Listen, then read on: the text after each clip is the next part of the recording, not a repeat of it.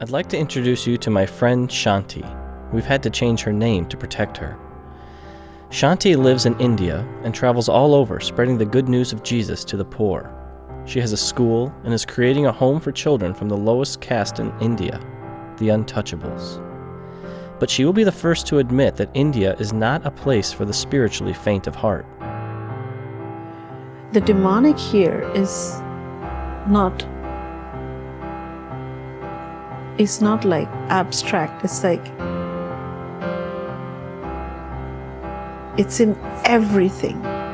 It's not here a little, there a little. It has seeped through everything. I caught a glimpse of this darkness when I went to the temple of the Hindu goddess Kali, the goddess of death and destruction. Interestingly, Kali's temple is right next door to Mother Teresa's mission to the destitute and dying. The first thing we encountered was a family shaving their baby's head, then putting the hair into a pile of dough and offering that up as a thank offering to their God for helping them conceive this child. Then we witnessed one of the craziest things I've ever seen, a goat sacrifice.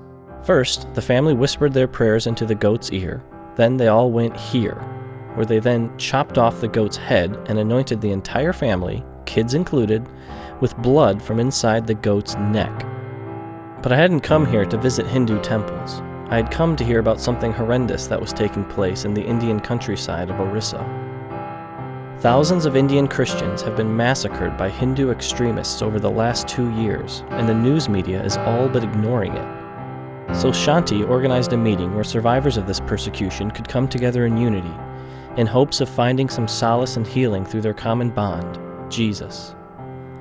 Our attempt to attend this meeting ended when a train in front of us derailed, nearly killing us all. We left a camera with Shanti and were forced to smuggle it out later. It started in May, June, July, and then August was really bad.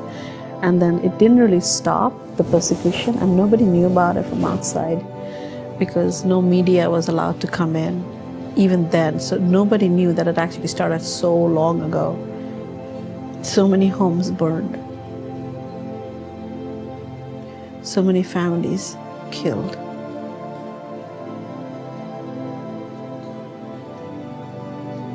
And they first burned one of the churches so that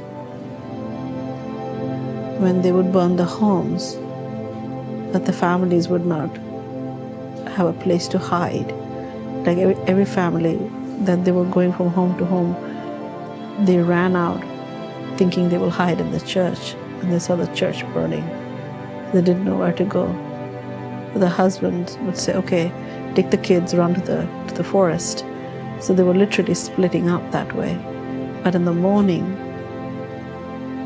the wives couldn't find their husbands, and the husbands couldn't find their children or their wives.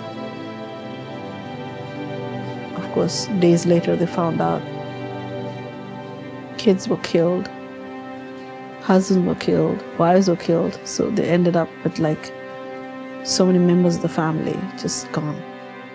एते बड़ बड़ खंडा ठेंगा एते बड़ बड़ काटी धरि की पूरा एमती एमती जो करू छंती आमे जो खाली से समय एमती खाली थरू छु सिंगा प्राण इला दिन कितना कोला कोला किते 18 pastors within one night they were murdered. And then I just asked my father, how did this all happen? Then he said that I don't know anything. The mob just went inside the house and they just cut the pastor. They just separated his neck from his body.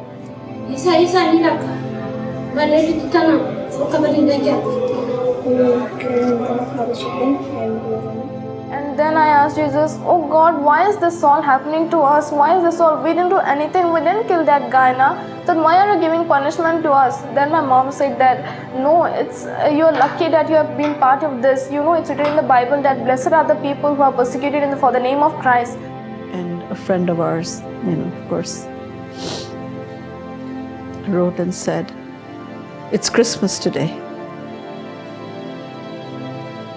We celebrate one who was born to give love.